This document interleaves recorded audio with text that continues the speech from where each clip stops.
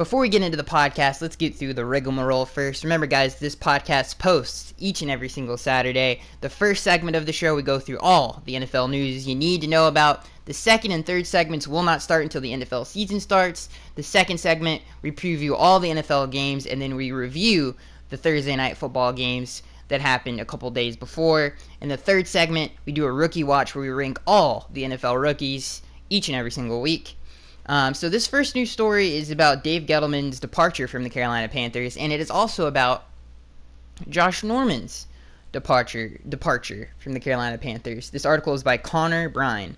So this is really interesting stuff.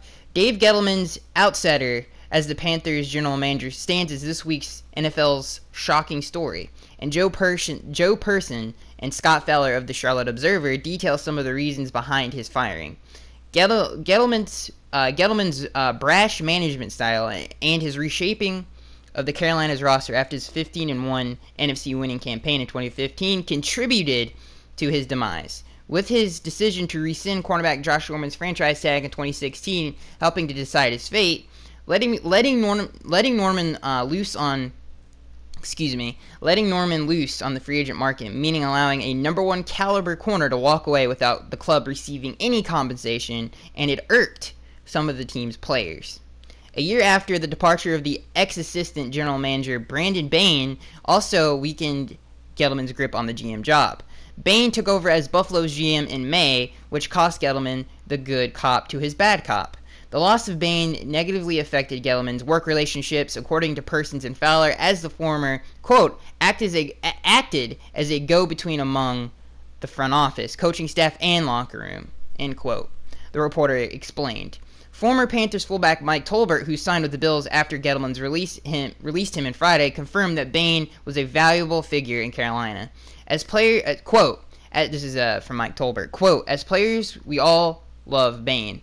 We all love being around him, said Tolbert. Quote, he's a part of the reason we did what we did. I'm happy to have him in Buffalo now. I can tell you that much, end quote. So that was the reason Dave Gettleman was released. Obviously, the Josh Norman situation, obviously it was his fault that he got released, right? But you got to blame some other people on that, like the whole organization as well, because they were really, they backed him up, I guess you could. Yeah, they just backed him up. I guess that's the best way to explain it. After they let him go, Ron Rivera explained why they let him go and what they're going to do moving forward. But if you look at what that really did for the Panthers when they got rid of Josh Norman, that just added another hole to their secondary. In that offseason, they also lost Charles Tillman. So who else did they lose? I think they lost.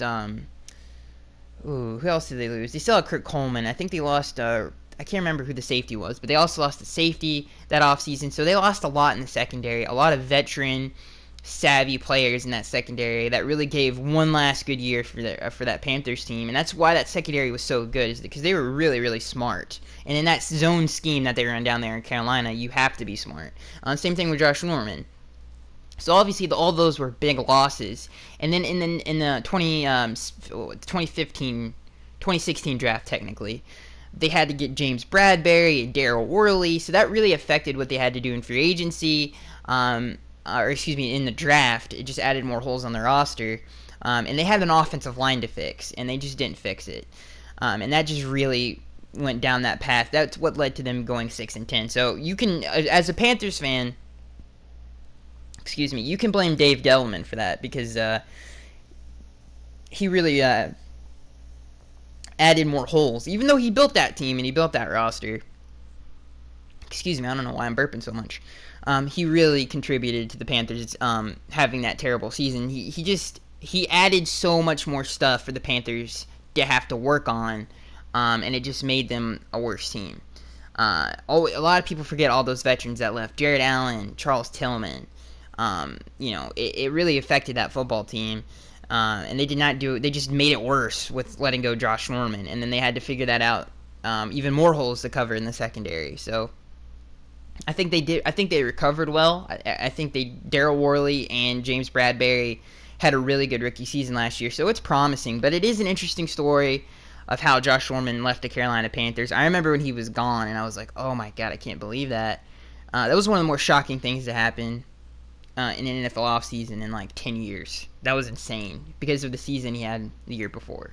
So yeah, it is justified, because I was wondering why they fired him too, and it is justified. Not to mention, the players just don't like him. I mean, all the reports that Greg Olson's looking for his extension, and Dave Gettleman wasn't willing to give it to him, even though he deserves it. He's one of the best tight ends in NFL history, in my opinion, and he's one of the best tight ends in the league now. So he deserves that money. He's the 12th highest paid tight end. So all of that contributed to Dave Gettleman's release. And then you had the whole D'Angelo Williams situation coming out and saying that. So let's move on to the next story. This is also by Josh Norman in his current situation with the Washington Redskins. And this is the same article, Connor Bryan. Speaking of Norman, who's now with the Redskins, he could end up as a cap casualty next offseason. He doesn't make more of an impact if he doesn't make more of an impact this year, suggested Rich Tandler of CSN Mid-Atlantic. With 14 infractions, Norman led the league in penalties last year. Tandler points out, however, it seems that he has otherwise lived up to the Washington's 5-year, $75 million investment thus far. Norman picked off 3 passes and forced 2 fumbles last season, a slight drop-off from a 4 and 3, respectively, in 2015. Started all 16 games, easily led Redskins defenders in snaps, 1,000 snaps. Over 1,000 snaps Norman had. And ranked 24th among Pro Football Focus's 109 qualified corners. Nevertheless, it's worth mentioning that designating the soon-to-be 30-year-old Norman a post-June 1 cut in 2018 would save the Redskins a healthy $14 million and leave them with a manageable $3 million in dead money next season. So that's something to keep your eye on. Maybe the Redskins are inclined to move on from Josh Norman. I don't understand why they paid him all that money. I know he's the number 1 corner, and maybe he was the cornerstone for you to build your defense, but the kid is he was 28 years old, and he's going into the latter stages of his career. He's still in his prime, don't get me wrong. This is when he's going to play his best football. But if you're the Redskins, you're building a team. At least you're building a defense. So I don't understand that, and if you're Josh Norman, I think that's a bad decision. I know they paid you all that money, but nothing is guaranteed in the NFL. None of that money is guaranteed. If I was Josh Norman, I would have went to a competitor and a winning franchise that's going to pay. I'm sure he could have went to anywhere else. Like, I'm not going to say Dallas, because at the time they were coming off of a pretty bad season, but somebody who is going to be competing. So yeah, interesting decision by Josh Norman. Looks like it's going to come back to bite him in the butt there. All right, let's move on to the next story. Let's see here. What other stories we got here? Cowboys work out Ronnie Hillman. So if you're a Dallas Cowboys fan, that's interesting to you. Ravens are going to sign wide receiver Griff Whalen. The Buffalo Bills are going to work out Anquan Bolden. So that's interesting news right there. Obviously, there was reports that Anquan Bolden was working out, or he was in mystery teams were interested in him. So I guess that's one of them, the Buffalo Bills, which doesn't surprise anybody because they have receiver issues.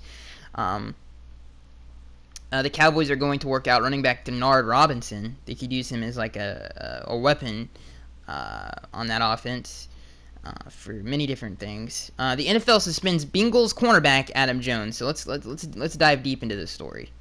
This is really interesting.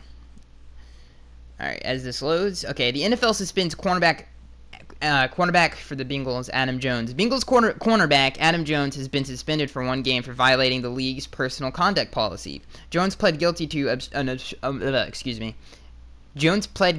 obstruction of official business stemming from a January 2017 incident.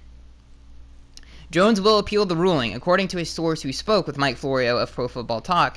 Meanwhile, agent Pete Scheffner tells Mike Garofalo of NFL.com Twitter that Jones has not yet reached a decision on whether to appeal or not. Initially, Jones was charged with 3 misdemeanors and a felony after an ugly string of incidents. The cornerback allegedly assaulted a man by pushing and poking him in the eye. Oh my God. In a late-night argument. Then he refused to stop when ordered by the police, and he refused to enter the cop's car as he kicked and headbutted officers. Jeez. Then when he arrived at the jail, he allegedly spit on a nurse, resulting in the felony charge. Despite all of that, Jones was sentenced only to time served, which amounted to 2 days in jail. All right, so this is a quote from, I don't know, I guess this is a quote from the Bengals or somebody.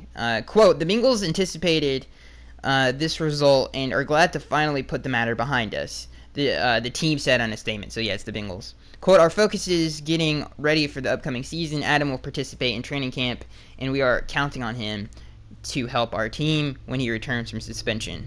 By the way, this article, in case I didn't mention, is by Zach Links of Pro Football Rumors, who does great work there.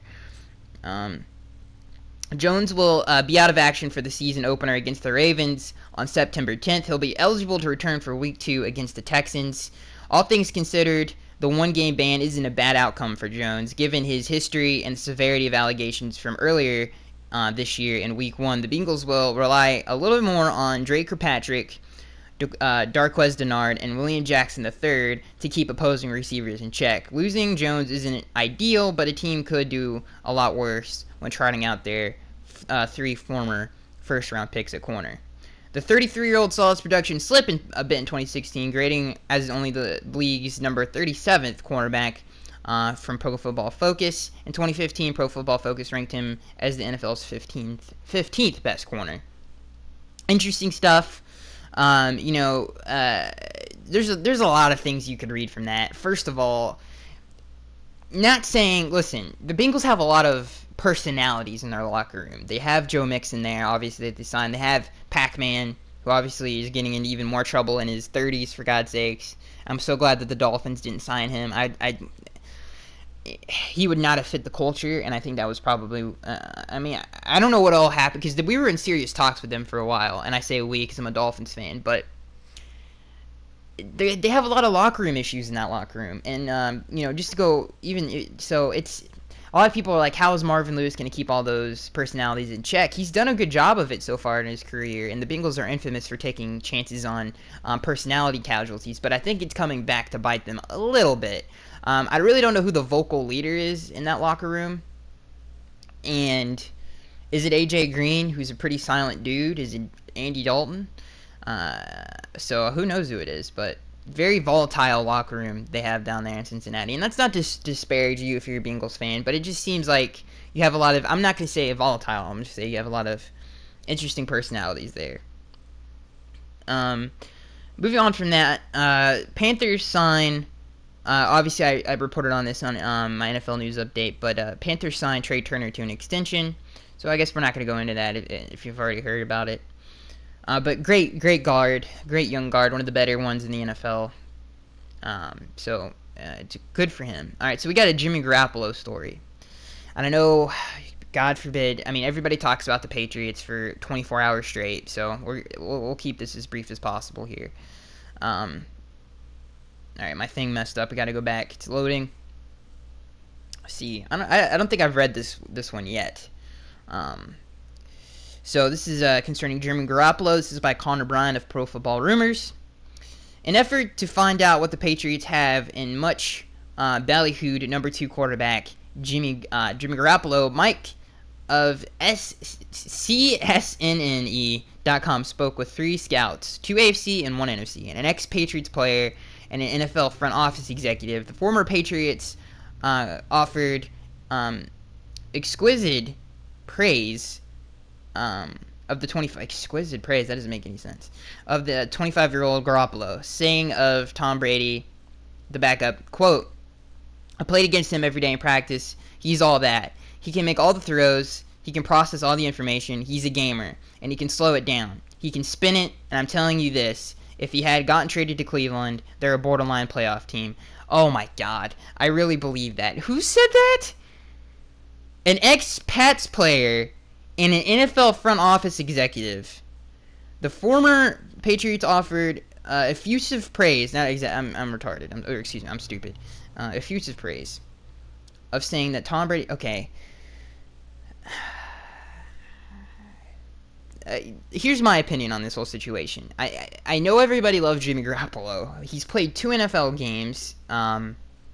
He got hurt, so durability is a question. He's not a big quarterback. He does have a quick release. It seems like he can read an offense pretty well, make quick decisions with the football. The question I have for him, and that keeps rattling in my brain every time Jimmy Garoppolo is brought up is the man's okay. So this is what we know about Jimmy Garoppolo. He's got a quick release. He processes information fast. It seems like, I'm not gonna say the game is slow for him, but he makes decisions quick, which is what you need in a good quarterback. He's got really good footwork. It looks like he moves well in the pocket from the little that we saw of him, and is what I meant by good footwork. He just moves well in the pocket, that's all the positives that I really saw from him. He doesn't look like, durability is a question mark. The man got hurt in the second game, and he played 2 games, and he looked good, I guess you could say, but he played 2 games, and obviously the NFL or the Patriots have a long list of quarterbacks that looked good and then went to another NFL team and then they didn't look so good. The Brian Hoyer, Matt Castle, Ryan Mallett, to name a few. So we'll see. I don't think the Cleveland Browns, even if they had a franchise quarterback, it would be very tough for them to be a playoff team, especially in the current in the current AFC climate. It's very tough to make the playoffs. So I think if you're an AFC team and you're making the playoffs, you have to have experience on how to get there. And the Cleveland Browns are such a young football team. They have to have a good season first before they take that next step. And they still have some holes on the roster. So I don't think even if they had Jimmy Garoppolo, they'd be a playoff team. I think that's exaggerating it quite a bit there. So there's more on the story, but I really don't think. I know there's people like Bill Polian. There's a lot of people who are very high on Garoppolo, and it seems whoa. Okay, there is some interesting stuff here. Okay, so there's one last part we should read because I think it's important. With Brady showing no signs of slowing down, even as he enters his 40s campaign, Garoppolo probably won't see the field much this year. Garoppolo's contract will expire thereafter, which will make his situation an extremely compelling one to watch when the Patriots season concludes in either January or February. The Patriots probably aren't going to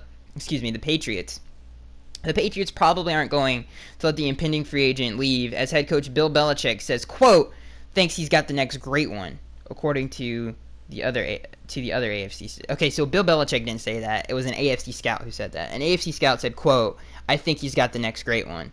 This is a lot of speculation, and I'm not going to compare it to the Joe Montana Steve Young thing because Steve Young showed Steve Young looked way better than Jimmy Garoppolo did in the few games he played. But I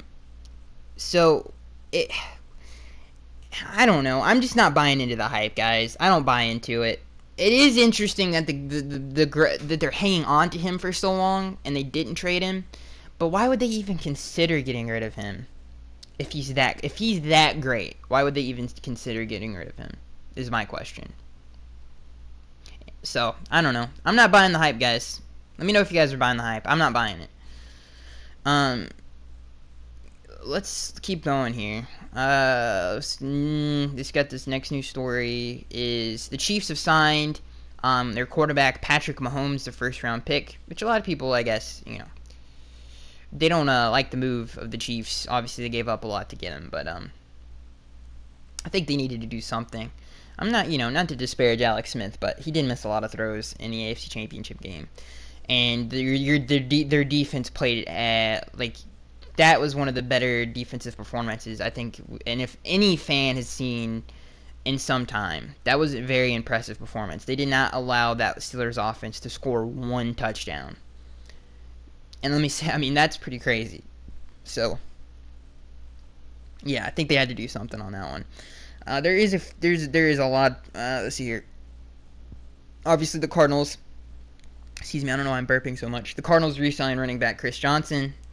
The Cowboys re-signed linebacker Justin Durant. We got some Panthers Greg Olsen news. Let's get into that. I think that's interesting. The Raiders are still talking to Garen Conley about a contract. That's a news report right there. So let's get into the Greg Olsen stuff, and then there's a Matthew Stafford story we got to talk about too because it's very interesting.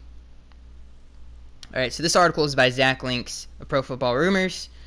So hang on, is this about Greg Olsen? Hang on, we might not talk about this. I think this is kind of the same thing we just talked about.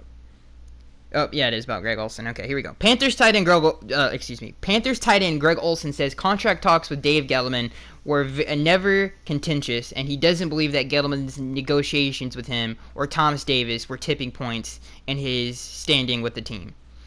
Olsen added that he never had a problem with Gettleman and says he respects the fact that he stuck with his guns on his contract dealings. Some believe that Olsen is more likely to get the new revised deal that he is seeking now that Hurney is in charge for what it's worth. Hurney says he is going to be more practical and less emotional in his second stint running the Panthers. Alright, so there's a little update on Greg Olsen's contract negotiations. Very interesting stuff. He deserves the money. He's the 12th highest paid tight end in the NFL. And we are going to go back to that Anquan Bolden story because I think it's worth going back to. Because he said in the past that he wants to play for a Florida team. So yeah, we're gonna go back to that. But right now we're going to, as this Matthew Stafford thing loads here. We're waiting for that. But yeah, the whole Greg Olsen thing. I mean, if I was their GM, I know he's up there in age, and that kind of stops you from doing it. But he's one of those tight ends that do not rely on athleticism at all. Like, he's very smart and can block and fits that scheme better than any other tight end would. All right, so for some reason, this Matthew Stafford, we might have to move on. Oh, okay, hang on. I think we're going to move on to the Mike Williams story. Yeah, we're going to move on to the Mike Williams story. Sorry, guys, that was taking so long. And we're going to, okay. All right, Mike Williams. Alright, this is the update on Mike Williams' injury. This is by Zach Links. Okay, so this was 3:35 p.m., this report, on July 19th. So this is relatively old story, but this is the latest update. We now have conflicting info regarding Williams. Two sources with direct knowledge of the situation tell Ian Rappaport of NFL.com that surgery is not a consideration. Though it was a possibility as recently as 3 or 4 weeks ago, Williams he hears is improving. So, that's interesting. Awful news for the Chargers. Rookie wide receiver Mike Williams might need season-ending injury on a excuse me. I can never say that word right. God, he's got a disc that's dislocated basically in his back, or dislocated in his back. League sources tell Adam Schefter. Williams recently received a second epidural on his back. Excuse me. I'm all over the situation. He got a shot in his back. In a last-ditch effort, he's not... You guys are going to get on to me for that one. On his back to his last-ditch effort to get him ready in time to participate in training camp, even though he meant participating in the latter portion of it. Even if it only meant participating in the latter portion of it. As of right now, the team is unsure about whether he'll be able to take the field in August. They're hoping that he'll respond well to the surgery, but if he does not, there is a real chance that he will miss the entire 2017 season. Quote, "This may be a lot more serious than people thought," end quote, said one source who spoke with Schefter. So, very sad. Because, I mean, obviously Phillip Rivers was excited, and they hoped, because of the injuries to Keenan Allen, they hoped that Mike Williams was going to be that number one receiver that could stay healthy. And that's a bad decision on them. I know Corey Davis was off the board. John Ross, that would have been too high where they were selecting. But maybe they should have went defense. Because maybe they should have improved the interior of their defensive line since they were in a 3-4. Maybe get Jonathan Allen. Because, or Malik Hooker to add some secondary talent there. Because if you're the Chargers and you had terrible injury history with your players, and you're trying to get a number one wide receiver who is going to be there week in, week out, unlike Keenan Allen has for the last few years, then why did you draft a receiver that has a bad injury history? That doesn't make any sense. Even the good thing is Tyrell Williams, who is a really good receiver, who had 1,000 yards last year that not a lot of people know about, is I guess he's there, but that's not enough. I don't think he's a true number one. So they still have Dontrell Inman, but he's also injured. It's sad news if you're a Bills fan. All right, so we're gonna get into this Anquan Boldin story here. This is by Zach Links of Pro Football Rumors. I'm very interested in this. This actually just happened. So the Bills are set to audition wide receiver Anquan Boldin, according to ESPN.com's Dan Graziano. I'm terrible with names. The workout will take place on Monday with other players also involved. Boldin, 36, led the Lions with 22 red zone targets last season. He had 67 catches, a career high, 8 touchdowns, though he averaged a league worst 8.7 yards per grab, 584 yards in total. The veteran is not a deep threat, but he could provide insurance in the event that Sammy Watkins is once again held back by injury.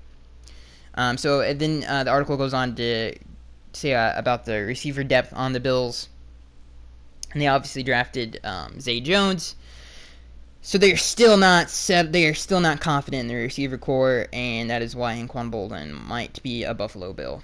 The NFL is okay. So this next news story is on the Ezekiel Elliott situation. We have a lot of news to talk about this week. A lot of stuff is happening.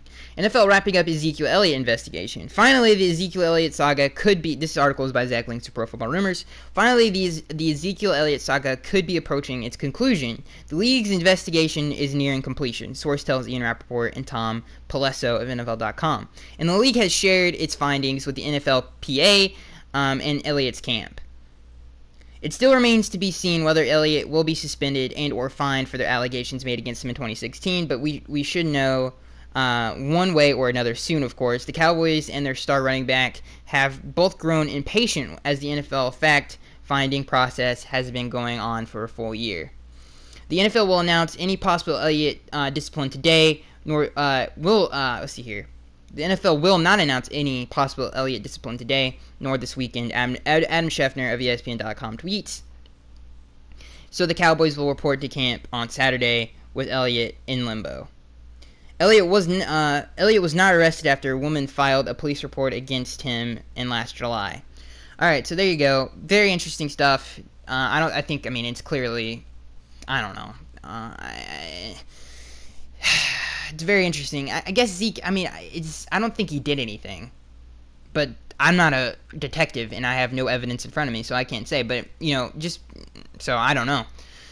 Very weird. And obviously Roger Goodell has a terrible history with suspensions.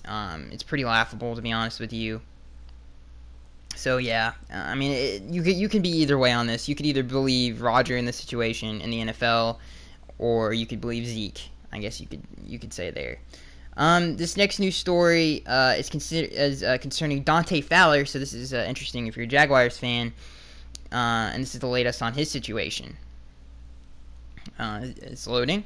This article is by Connor Brine of Pro Football Rumors. Latest on Jaguars Dante Fowler. Jaguars defensive end Dante Fowler is facing misdemeanor charges of simple battery and mischief as a result of a Tuesday arrest.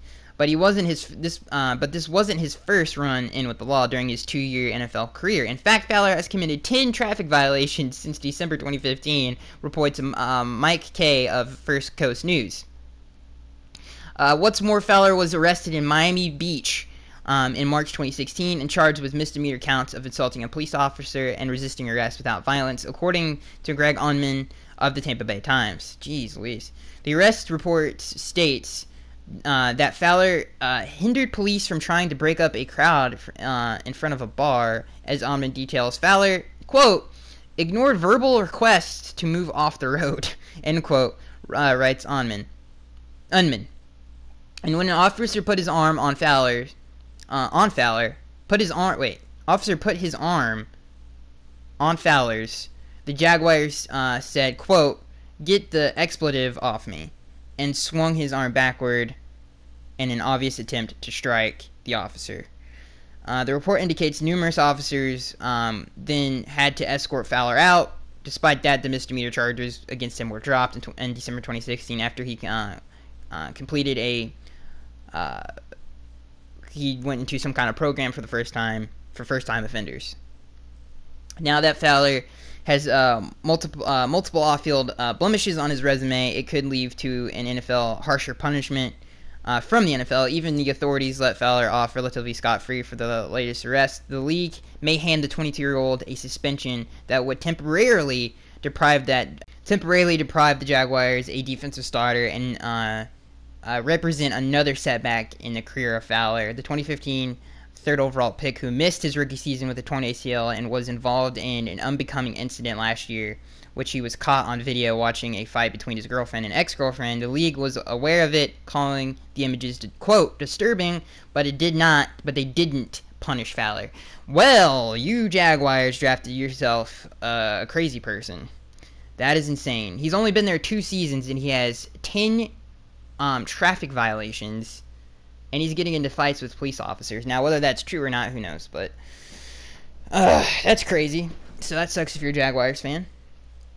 Let's see what we got. I think I already talked about this. The Cowboys are working out Ronnie Hillman. We talked about the Ravens. We got a few more stories here to talk about, but I need to do notes next time I do this, so the news stories just keep popping. Because right now this is just so slow. Oh, okay. So I didn't say this. The Jets, Jamal Adams agreed to a deal, which there's been a lot of talk that rookies are getting stole. Like the NFL's taking money from rookies and stuff like that. I don't know if I agree with that.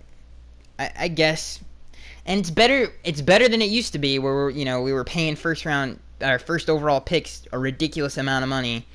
And they didn't even do anything in the NFL yet. The only thing I don't like with NFL contracts is guarantees. There needs to be more guarantees. There needs to be more guarantees. All right. Waiting for this Matthew Stafford thing to load here. My internet super slow right now. Okay?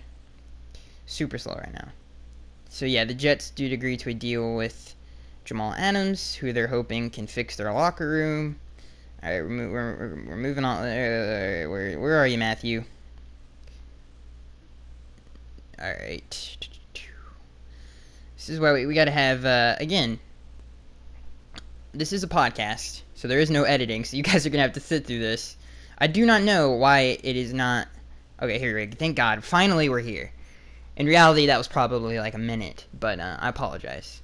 I need to get this, I need to make, I don't know, I don't know about printing it out, but I need to make some notes here. Lions and Matthew Stafford working toward deal. This article is by Connor Bryant. Less than a month ago, Raiders quarterback Derek Carr signed a 5-year, $125 million extension to become the NFL's highest paid player. Carr stays atop of the league's earning mountain, might not last much longer. Though there's an internal optimism that Lions and quarterback Matthew Stafford will agree to a new deal within the next 2 weeks, reports Stacey Dales of NFL Network. Excuse me, I'm burping. I don't know why. Let's continue. I apologize for that. Stafford's entering the final season of the 3-year, $53 million extension he signed in July 2013, but his next contract figures to obliterate that pact in value and could surpass Carr. The 6'2", 230-pound Stafford inked his current pact after a 20-touchdown, 17-interception showing for him and a 14-12 season for Detroit, and both he and the Lions have been far more successful since. Stafford helped guide the Lions to a decent 34-30 record and 2 playoff berths over the past 4 seasons, and he's now arguably fresh off the best 2-year stretch of his career. Thanks to Jim Bob Cooter, promoted to offensive coordinator, Stafford has tossed 56 touchdowns against 23 picks and compiled upward of 67% of his passes from 2015 to 2016. He threw 24 scores and a meager 10 interceptions last season, when both Football Outsiders and Pro Football Focus ranked him as the league's 8th best passer. Given the 29-year-old Stafford's strong output in recent years, the ever-rising salary cap, and importance of his position, a mega deal looks like a formality. Lions president Rod Wood implied as much last month, saying he would be comfortable making Stafford the league's top-paid player. So there you go.